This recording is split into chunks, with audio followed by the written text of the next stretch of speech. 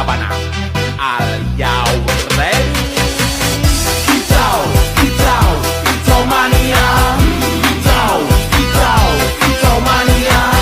Kicau, kicau. Assalamualaikum warahmatullahi wabarakatuh. Waalaikumsalam warahmatullahi wabarakatuh. Selamat sore teman-teman, kami dari kelompok 4. Kami akan melakukan praktek konseling dengan teknik PCC atau pendekatan PCC, pendekatan Brain Center. Kami akan memperkenalkan anggota kami terlebih dahulu agar teman-teman mengerti mengenai job desk masing-masing dari kita. Dipersilakan, Ilham. Ya, selamat sore semuanya. Sore. Perkenalkan, saya Ilham Ramadan. Di sini saya berperan sebagai konselor. 3 digit NPM lahir saya 585. Sudah itu saja. Terus Saya Nurmalayan Puspitasari, 3 digit NPM terakhir 564. Di sini saya sebagai klien. Saya Nisnaya Hanum dengan digit 614 sebagai operator pertama. Saya Nadila Samanandira Putri dengan 3 digit NPM 555 sebagai observator kedua. Saya Pegaris Marayu ya, saya Iman 3, saya jadi kameramen. Baik, selamat menyaksikan ya teman-teman. jadi pertama saya jelaskan dulu ya. Latar belakang kita konselingnya itu ada di UPBK. Malah ini konselingnya sebagai mahasiswa. Temanya kan posisi tadi. Nah, permasalahan dari Nurmala ini dia memiliki tekanan akademik. Oke? Oke, kita mulai aja langsung. Oke, standby, kamera ready, sound ready, 3, 2, 1, action. Ya, silakan masuk.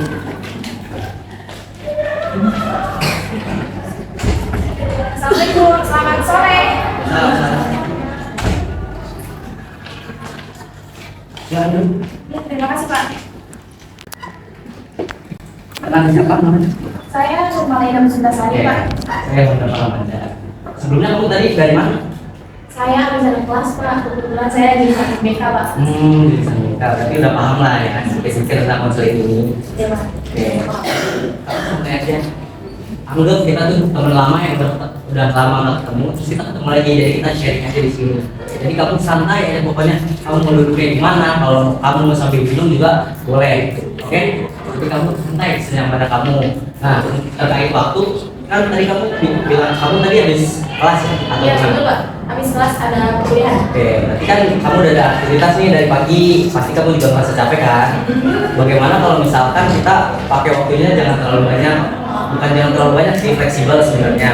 Kamu, kalau dari saya bisa 35 sampai 45 menit, tapi kalau misalkan kamu merasa masih ada yang ingin diceritakan, silakan aja.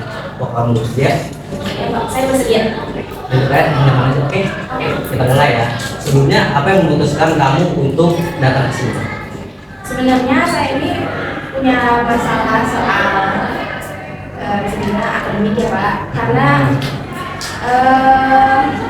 saya tuh lagi banyak banget tugas gitu Pak. Jadi kamu lagi banyak tugas. Kamu tuh dari semester berapa sih? Saya itu kebetulan kan masuk BK yang semester akhir Pak, kebetulan saya semester 6. Oh iya benar, emang di semester 6 tuh tugas lagi banyak-banyaknya. Dan datangnya biasanya tuh rata-rata datangnya tuh di waktu yang sama, deadline-nya juga deket-deketan. Jadi itu bikin kamu lebih pusing dan pastinya. Iya Pak, betul banget. Oke, berarti coba kamu ceritain lebih detail lagi terkait masalah kamu. Jadi sebenarnya tuh Pak, lebih spesifiknya masalah saya itu kan saya mahasiswa BK yang terbilang mahasiswa akhir karena semester 6. Masalah utama saya sih masalahnya tentang akademik ya Pak. Saya tuh udah kayak stres banget, stres akademik saya tuh kayak udah meningkat gitu Pak, udah overload gitu. Masalahnya tuh banyak banget tugas-tugas yang secara datangnya itu secara terus menerus gitu Pak, bertumpuk. Akhirnya saya sampai kewalahan, cemas, itu khawatir ini saya harus kerjain dulu yang mana, prioritasin yang mana dulu, karena itu sih Pak, overthinking saya nggak ada habisnya Pak. Oke, berarti seolah-olah tuh pikiran kamu dipenuhi oleh tugas-tugas ini dan kamu kebingungan untuk memprioritaskan tugas yang mana dulu yang kamu ingin duluin gitu ya? Iya betul Pak, pikiran saya tuh penuh banget sama ya itu tugas-tugas yang numpuk. Biasanya apa sih yang kamu rasain kalau misalkan hal-hal tersebut terjadi? Aduh, banyak banget Pak, saya tuh ada cemas, Hmm. ada overthinking, ada khawatir berlebih. Waduh, saya tuh emang benar-benar kayak negatif tinggi mulu gitu pikiran saya tuh kayak, aduh ini saya bisa nggak ya, saya mampu nggak ya ngerjain gitu Pak. Jadi sebenarnya itu ada beban pikiran kamu tuh bahwa kamu ada ketakutan tidak bisa menyelesaikan tugas tepat waktu gitu ya. Iya betul Pak, benar kayak gitu. Biasanya kalau misalkan kamu lagi ngerasa seperti itu, apa sih yang terjadi sama diri kamu itu? Biasanya yang terjadi sih saya tuh pasti bakal cemas banget terus sampai nggak bisa tidur Pak, saya nggak bisa tidur jadinya ya itu waktu tidurnya berantakan segala macam. Bahkan sampai kamu gak bisa tidur. Iya. Berarti ini nggak cuma tekanan akademik ya, berarti sudah mulai sampai ngeganggu keseharian kamu gitu ya. Iya betul banget Pak, sampai kayak waktu tidur istirahat aja tuh kayak kebalik gitu. Biasanya kalau kamu lagi rasanya lelah sama tugas, kamu kan pasti cemas tuh. Biasanya apa yang kamu lakuin? Biasanya sih sebenarnya kayak masih pada umumnya ya Pak. Saya scroll TikTok gitu, main HP, ya pusing-pusing ya gelap lah Pak sama teman saya gitu, ke warung, warkop gitu. Gitu-gitu aja sih Pak. Oke, tapi bukan berarti kamu meninggalkan tanggung jawab kamu kan? Itu cuma sebagai mekanisme coping kamu untuk menghindari sebentar. Tapi setelahnya pasti kamu merasa tekanan itu datang lagi kan? Karena waktu kamu tuh terbuang-buang karena kamu ya itu tadi ngelakuin hal-hal yang kamu sukai kan? Wah bener banget Pak. Saya tuh kadang kalau udah makan seblak gitu ya sama teman saya atau nongkrong gitu, pulang-pulang saya kepikiran di jalan, waduh ini saya salah deh. Harusnya saya nggak keluar makan seblak nih gitu kan, cuma kenyangnya sesaat doang gitu kan. Harus saya di rumah nugas gitu. Kayak ngerasa bersalah karena waktunya kebuang-buang secara ya gitu loh. Berarti kalau saat kamu merasa diri kamu bersalah atas membuang-buang waktu yang tadi, itu biasanya apa yang muncul dalam pikiran kamu? Pikiran saya sih kayak misal sih Pak, kayak apa ya, kenapa saya tuh nggak bisa disiplin sama waktu saya gitu, kenapa saya nggak bisa menghargai waktunya gitu Pak. Kalau misalkan saya tanya, sekarang tuh apa sih yang sebenarnya kamu inginkan untuk kamu bisa menyelesaikan tugas-tugas ini? Apa yang akan kamu lakukan? Oh, saya sih pengennya, saya kan masalahnya disiplin waktu untuk menyelesaikan tugas ya Pak. Saya sih pengennya saya bisa lebih teratur, bisa lebih terarah. Ya dengan hal kecil apa kayak bikin jadwal belajar atau jadwal ngerjain tugas, kayak ya to-do list aja lah Pak. Berarti kamu tuh intinya kamu ingin memiliki keteraturan dalam keseharian kamu, entah kamu mengerjain tugas yang lebih teratur dan juga bahkan tidur kamu bisa normal kembali seperti itu ya. Iya betul Pak, seperti itu Pak.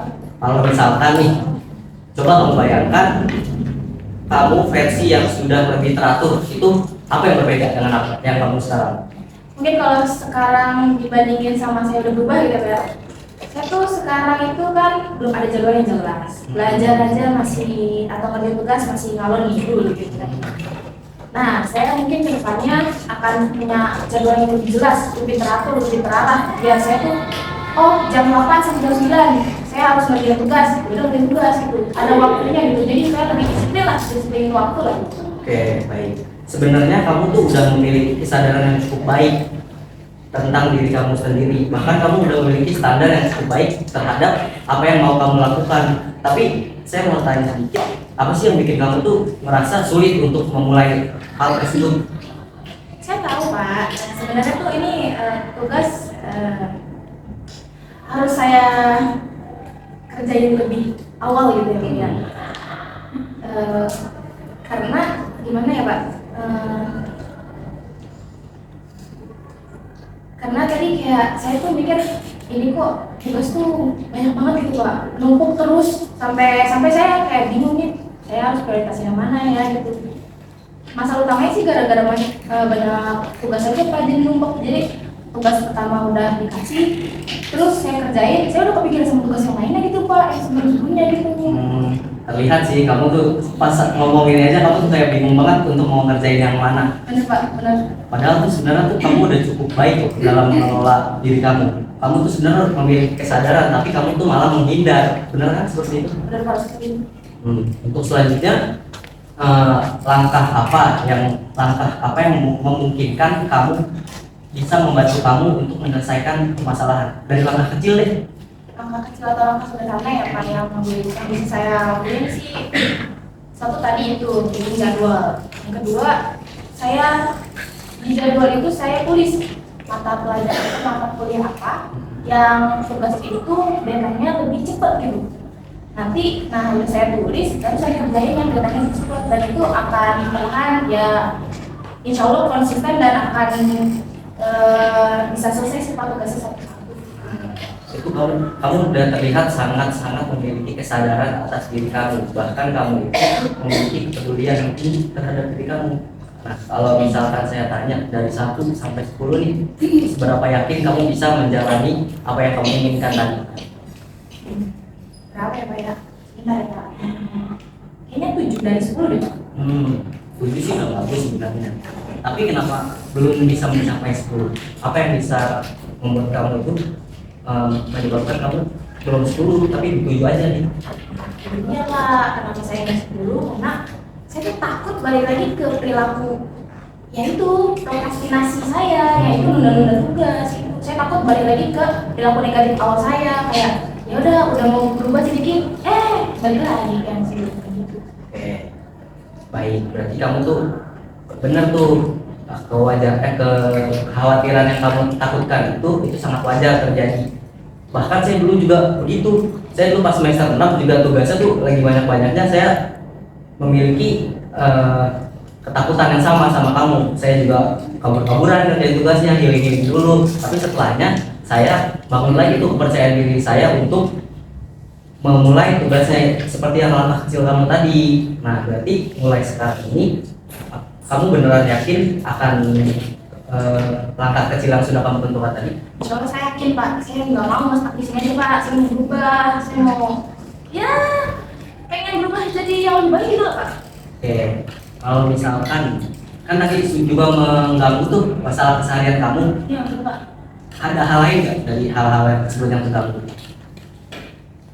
Sebenarnya itu aja sih Pak, kayaknya waktu tidur aja gitu ya Pak, karena kan berpengaruh ya Pak, kita tidur juga tetap kepikiran bangun, ya kan, kita tidur lagi tetap kepikiran lagi, jadi saya makan senang kepikiran lagi, jadi nggak ada yang bisa berhenti di pikiran saya gitu loh Pak, kalau bukan diri saya sendiri. Nah, wajar.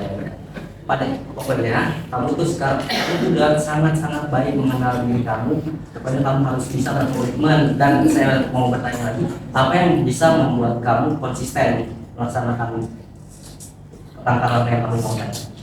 Konsistennya sih yang pertama saya harus niat dulu Pak, pasti niat dalam hati.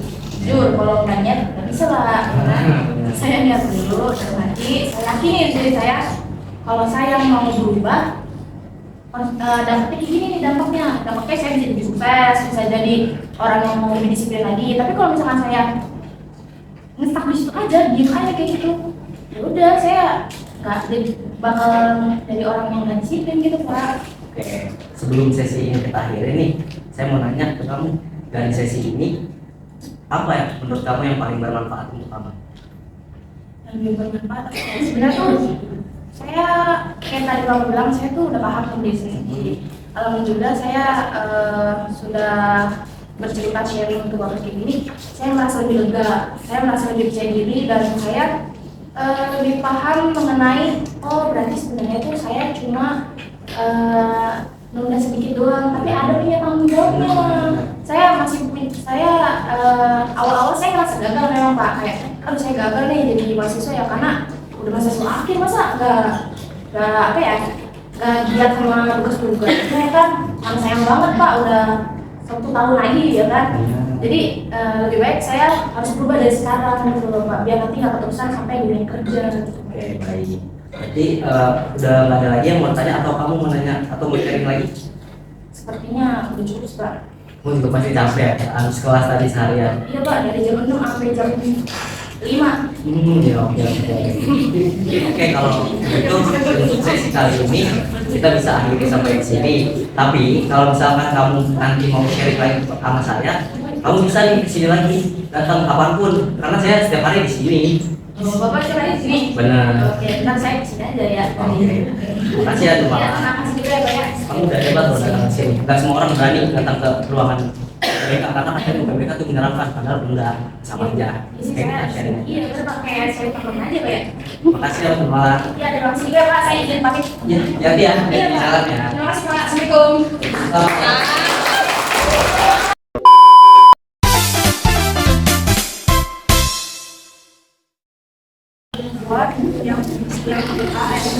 yang pertama itu agar cenderung ke arah konseling, menurut saya sudah sesuai karena konseling menunjukkan minat dan keterlibatan aktif dalam masalah yang disampaikan oleh klien. Dan yang relax tetapi penuh perhatian untuk siaga mendengarkan pembicaraan konselor. Menurut saya konselornya sudah sesuai apa yang itu sama si klien ini.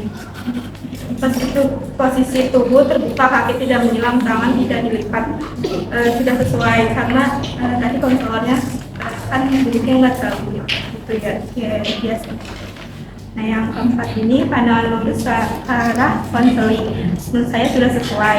Yang kelima menampilkan gerakan tubuh secara luas dalam merespon konseling, sudah sesuai. Menatap mata konseling secara lembut, menurut saya kan di sini ada perbedaan ya, kan yang dimana mungkin dari konseling ini dan klien ini karena ada itu karena matanya itu pandangannya nggak terlalu nggak terlalu ya intens gitu.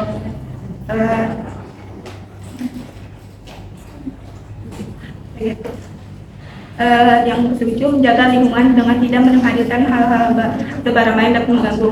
Menurut saya sudah sesuai karena tidak ada barang yang ada di meja mengganggukan kepala secara luas.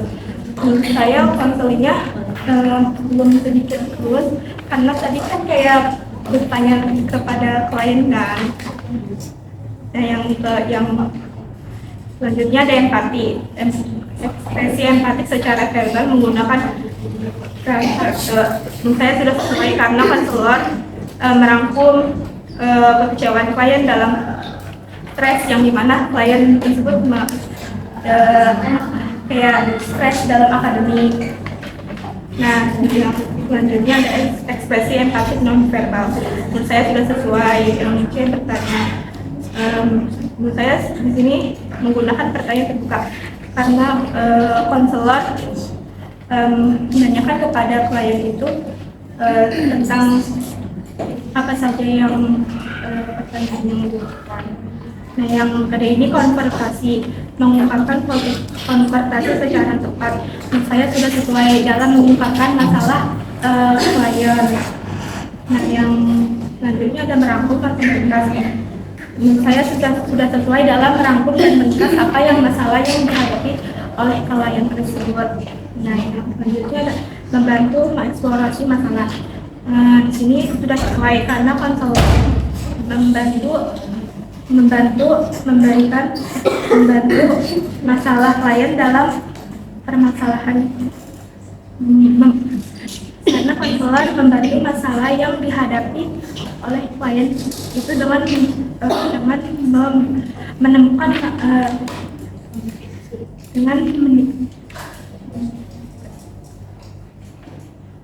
dengan mengungkapkan masalah yang dihadapi oleh klien tersebut. Nah, ya, yang lainnya itu membantu menetapkan alternatif terkait. Saya sudah sesuai. Yang terakhir membantu konseling untuk tetap itu memegang alternatif yang dipilih. Nah, saya sudah selesai.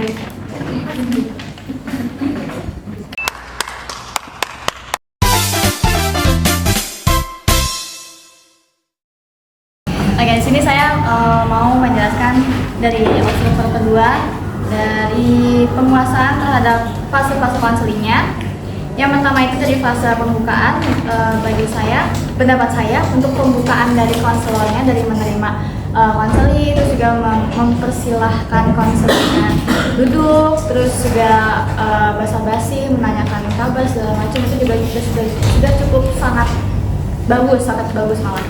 Terus juga di pembukaan juga ada konselor itu memberikan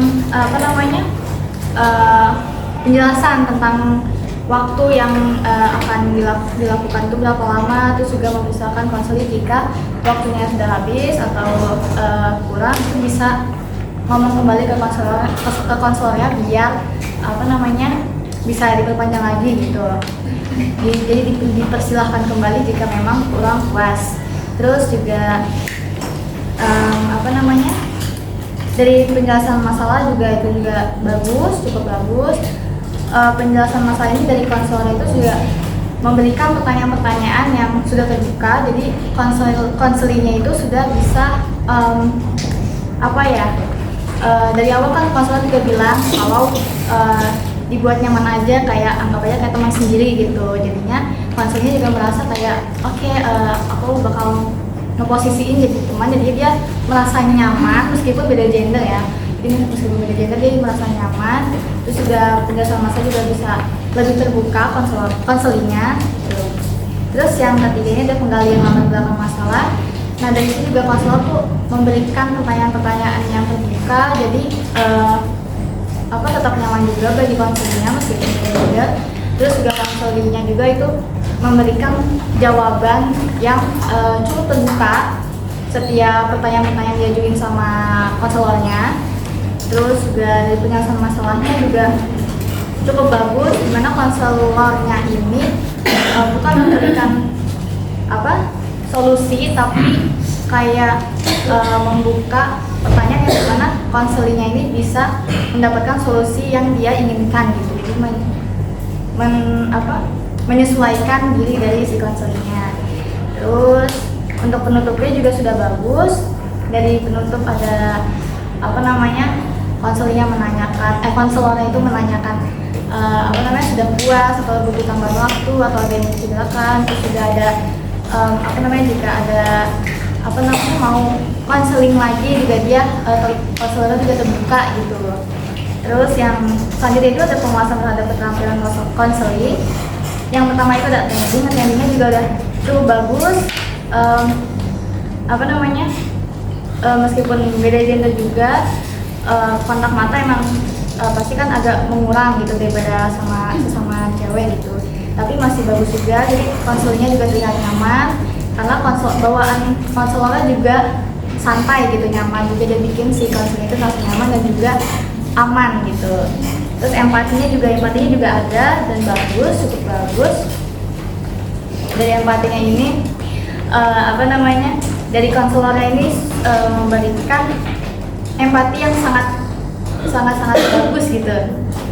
Terus ada dia bertanya juga dari konselornya, cara menanyakan juga sudah bagus dan buat si konselingnya ini lebih terbuka juga gitu. Jadi nggak merasa pertanyaannya itu nggak merasa harus ditutupin gitu. Jadi dia merasa terbuka saja menjelaskan dari jawaban pertanyaan tersebut. Terus ada konfrontasi. Untuk konfrontasinya juga itu sudah bagus, cukup bagus, menunjukkan pola perilaku dari konselingnya juga. Terus dari merangkum juga konselornya itu memberikan pertanyaan, terus sehingga si konselingnya itu bisa merangkum permasalahannya sendiri dan juga solusinya sendiri gitu. Itu juga cukup bagus. Terus ada perilaku genuine ya, itu sudah bagus juga. Konselor itu nggak menghakimi, terus juga dia menghakimi dan terlihat bahwa santai aja. Juga pemecahan masalah itu juga pemecahan masalah juga cukup bagus. Yang terakhir itu ada pendekatan dan teknik konselingnya. Yang pertama ada kesesuaian antara pendekatan yang dipilih dengan karakter konselingnya itu juga bagus. Jadi si konselornya itu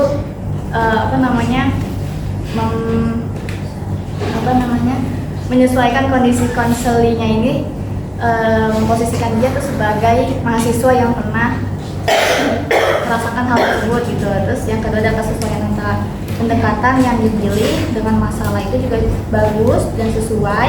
Yang terakhir itu ada kesesuaian antara teknik dengan pendekatan itu juga sudah sesuai dengan teknik dan pendekatan. Cukup sekian dari saya, terima kasih.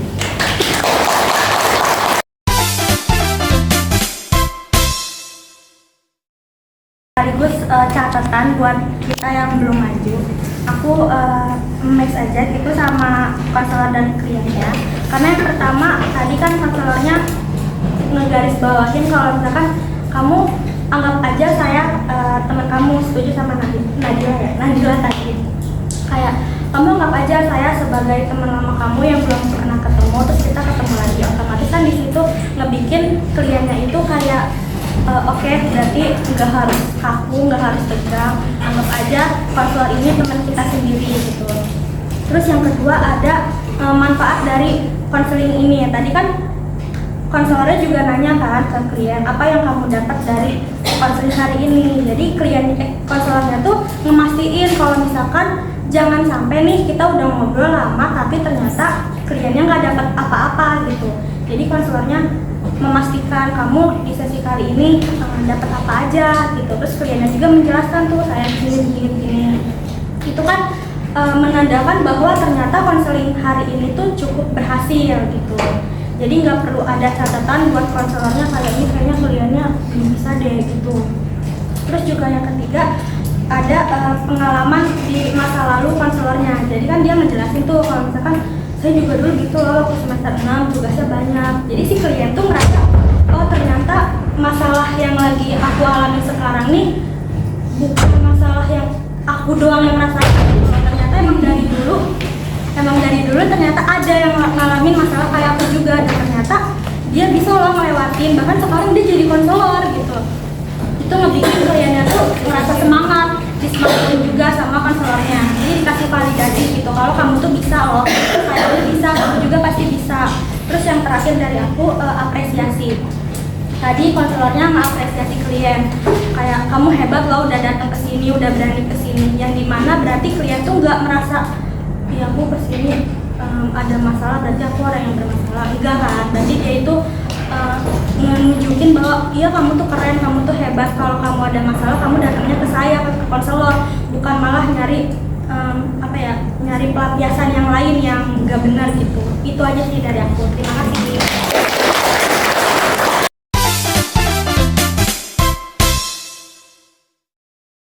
Nganggep kayak ya udah teman gitu ya, nggak ada kayak tegang atau gimana. Terus juga kliennya juga langsung membuka diri kan, langsung menceritakan semua permasalahannya. Cuma tadi poinnya adalah sedikit terakhir tadi langsung disimpulkan kayak udah tidak ada yang ditanyakan ya gitu kan. Harusnya kan masih ada yang ditanyakan atau tidak. Tadi aja di situ aja. Tapi selebihnya udah bagus banget. Kayak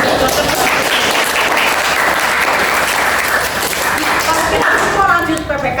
Insya Allah. Yes. Kan di sini ada udah buka. Sejauh ini konselornya yang lebih welcome, friendly banget kamu kan.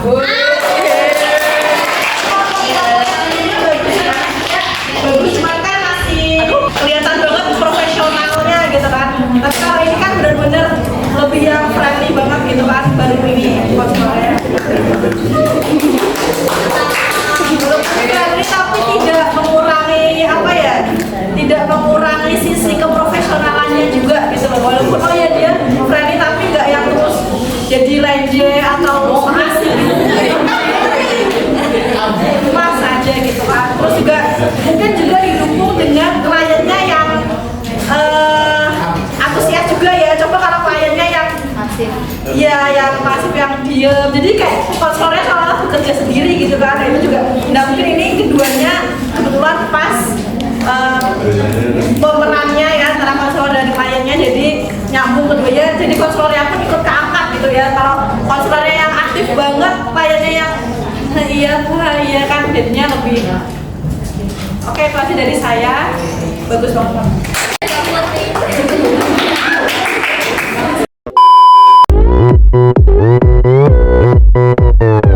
Saya dingin dari tadi tangan saya. Benar, dingin. Dan saya juga mengakui kesalahan saya sebagai konselor dadakan ini karena tadi saya lupa bilang asas-asasnya, itu saya lupa. Saya lupa, maaf ya. Apa ya teman-teman? Nah itu aja sih kalau dari saya mah. Sebenarnya kalau pembawaan tadi aja nggak terlalu kelihatan Iya. atasnya yang ini ya. Soalnya kayak kamu tadi, oke kayak kelihatan ngapalin itu kelihatan salahnya, tapi banyak juga. Terus ada lagi konselor? Udah Bu. Kaliannya gimana?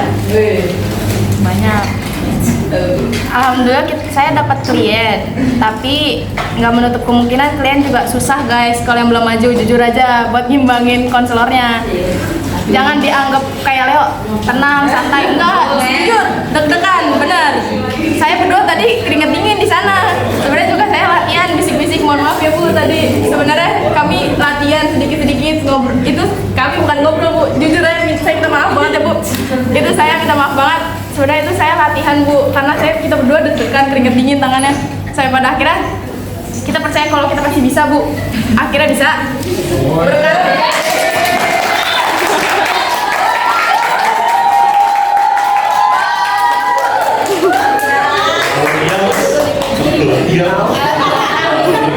Ini malam ini.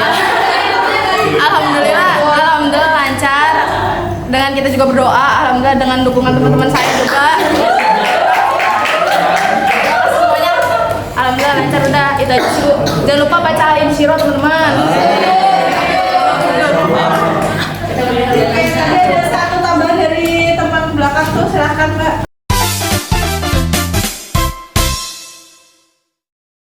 Saya udah lihat dari kelompok 1 sampai kelompok yang sekarang. Apa itu? Itu siapin minuman atau tisu. Karena mau apapun dia temanya atau tentang apa dia cerita, kayak konseling kita kan kita nggak tahu ya. Seakan kita nggak tahu gitu. Kita menempatkan posisi kita nggak tahu dia mau cerita apa dan reaksi dia apakah akan menangis segala macam. Jadi saya punya cerita dari teman konselor yang kocak banget, tapi saya harap nggak ada kejadian di praktek kita atau pas kita jadi konselor. Jadi waktu itu ada teman saya, dia kan konselor. Kliennya ini pas cerita dia tuh nangis sesegukan, terus ingusan. Nah terus konselor itu kan dia karena nggak ada tisu ya di hadapannya. Dia adanya satu tisu di kantongnya. Jadi dia keluarin tisu, oh ada di satu.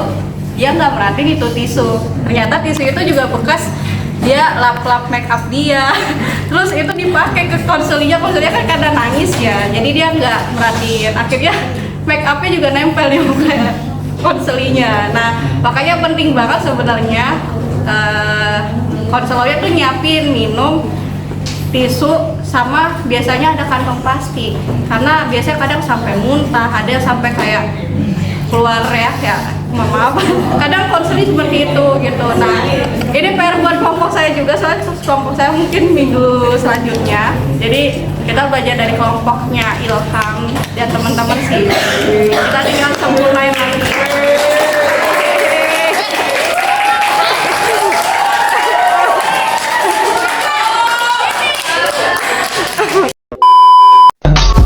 I just had to let you know you're